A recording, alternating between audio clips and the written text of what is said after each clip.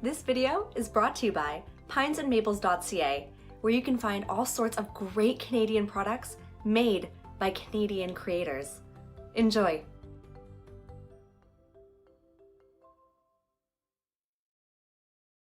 When the sun burnt, mosquito-bitten officers of the Northwest Mounted Police, NWMP, rode into writing on stone in the fall of 1874, they were disheartened, saddle-weary, and lost.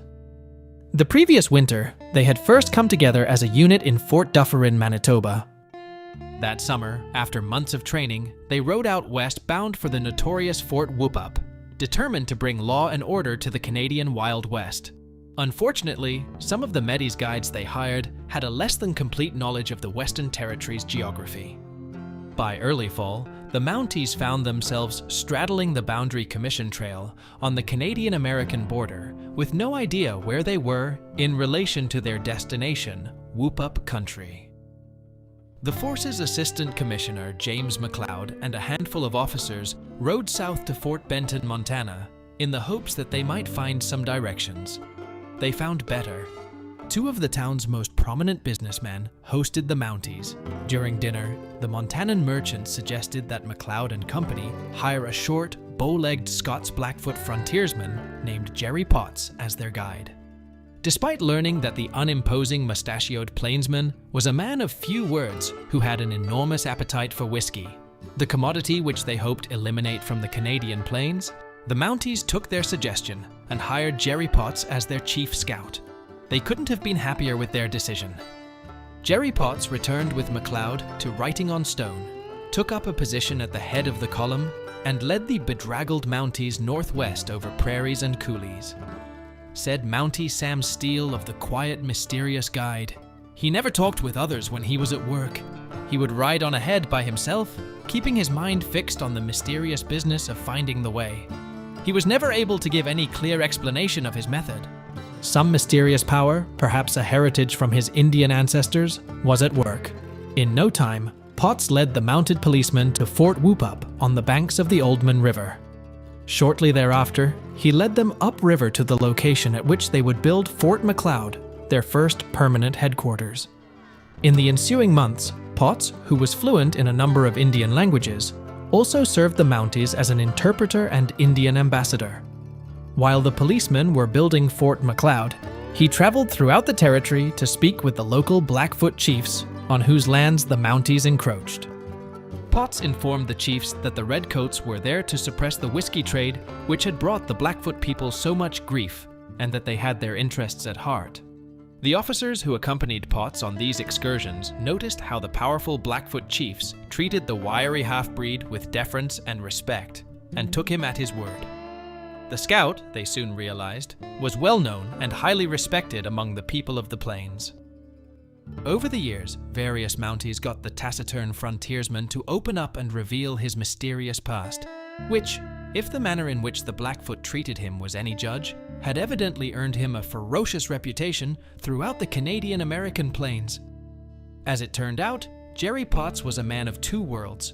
He spent half his time among his father's people, the predominantly white traders and ranchers of Fort Benton, Montana, working for various fur trading companies. While at the fort, one of his favorite pastimes was to fortify himself with whiskey before playing a gutsy game with his co-worker and fellow half-breed George Starr, in which the two of them, armed with revolvers, would stand 20 paces apart and literally trim each other's mustaches with bullets. In the white man's world, Jerry Potts' primary function was that of a scout. As a result, he often found himself far from the fort in hostile Sioux territory. One time, while on a scouting expedition with two white men, Potts and his charges were set upon by a war party of about 200 well-equipped Sioux braves. At first, the half-breed ordered his charges to flee on horseback. When he realized that some of the warriors mounted on faster horses would inevitably catch up to them, however, Potts suddenly ordered his two clients to wheel around and ride through the Sioux ranks. After passing through the horde unscathed, Potts had his clients take shelter in a nearby abandoned cabin, where he, armed with nothing more than a revolver, managed to fend off the enterprising braves who rushed their location. That night, after sneaking into the Sioux camp and stealing 3 of their best horses, Potts and his 2 charges rode back to the fort, escaping certain death. When he was not working for the fur traders of Fort Benton, Jerry Potts lived among his mother's people, the Blackfoot. He participated wholeheartedly in various raiding parties and war parties against the Sioux, Crow, Shoshone, Cree, and Assiniboine, and quickly established himself as a formidable warrior and horse thief. On October 25, 1870, Potts participated in the Battle of Belly River, the last great battle between the Blackfoot and Iron Confederacies, and the last great intertribal Indian battle in the world. It was due to Potts's leadership that the Blackfoot were able to take advantage of a Cree-Assiniboine retreat, turn the tide of the battle in their favor, and completely rout their enemies. Due to his martial prowess and the fact that he, despite his extensive combat experience, was never wounded in battle, the Blackfoot began to regard him with superstitious awe. Potts himself was imbued with the superstitious nature of a Blackfoot, and due to instructions he received in a dream, wore a catskin amulet around his neck day and night for good luck. In 1869, Jerry Potts guided John Healy, Alfred Hamilton, and a handful of American whiskey traders from Fort Benton to a place on the Oldman River. There, the whiskey traders built Fort Whoop-Up. The notorious whiskey fort, which is calamitous traffic in essence, became the main reason for the formation of the Northwest Mounted Police. Throughout the early 1870s, Potts watched in horror as the Canadian whiskey trade, which he helped establish, succeeded in all but destroying his mother's people, the Blackfoot. In the spring of 1872, Potts's mother and brother were killed in a whiskey-fueled argument. When Potts received word of the incident, he avowed to avenge their murders. About 2 months later, while watering horses near a Canadian whiskey post called Fort Kip, Potts spotted his mother and brother's murderer riding out from the fort. The half-breed, furious, pursued the Indian and killed him just a short distance from his own camp. Following the death of his mother and brother, Potts sought an end to the whiskey trade and was more than happy to assist the Mounties when they rode into Fort Benton in search of a guide. After joining the Mounties, Jerry Potts performed the functions of scout and interpreter. By all accounts, he was a magnificent scout and an abysmal interpreter. In the winter of early 1875, he led his respective Mountie charges through blizzards on 2 different occasions, during one of which he was rendered snowblind. Said Sam Steele of his scouting ability, he possessed an uncanny sense of locality and direction. Others could guide travelers through country they had visited before, but this man could take a party from place to place by the quickest route, through country altogether unknown to him, without compass and without sight of the stars.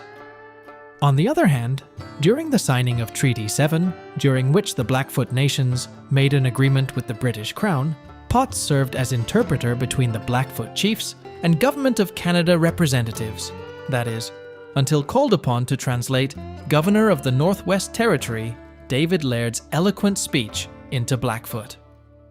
Potts, a man of limited frontier vocabulary, had no idea what the well-educated governor was saying and said as much when called upon to interpret. As a scout and Indian ambassador, Jerry Potts proved to be an invaluable asset to the Mounties. However, his love of whiskey often strained his relationship with his superiors. For example, during the early days of the suppression of the whiskey trade, Potts and a few officers of the NWMP accosted a pair of bootleggers smuggling whiskey across the 49th parallel. The half-breed, who was tasked with keeping an eye on the prisoners in the back of their wagon, broke into the contraband and shared it with the men he was supposed to be guarding. In the words of Constable Robert Wilson, one of the Mounties who accompanied Potts on this mission, the 2 prisoners and Jerry were soon howling drunk. The 3 men promptly quaffed all the evidence of their wrongdoing, much to the displeasure of Potts's superiors once they got wind of the incident. During the Northwest Rebellion of 1885, fomented by Metis revolutionary Louis Riel, in which the Metis people of the Red River and Qu'Appelle valleys and their Cree and Assiniboine allies fought against the Canadian government. Jerry Potts served as a peacemaker. While Metis and Cree ambassadors rode into Blackfoot reserves, imploring their old enemies to take up arms with them against the Canadian government, Potts reminded his Blackfoot friends of their century-long feud against the Cree and Metis, and the good decade-long relationship they had enjoyed with the Northwest Mounted Police. Due in part to Potts's efforts, the Blackfoot refrained from joining the rebellion, thereby preventing what would likely have a huge amount of bloodshed.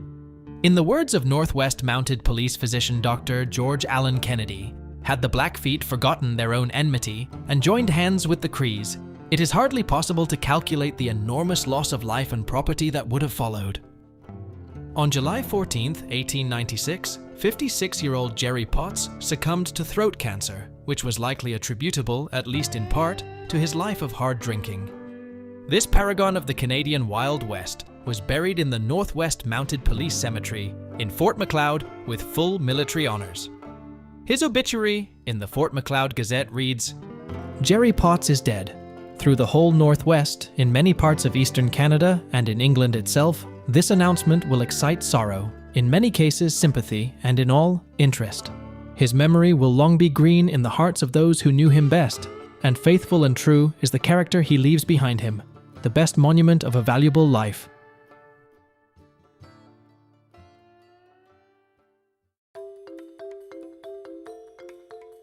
Thanks for watching. If you enjoyed this video, please check out our website, pinesandmaples.ca, where you can find all sorts of great Canadian products.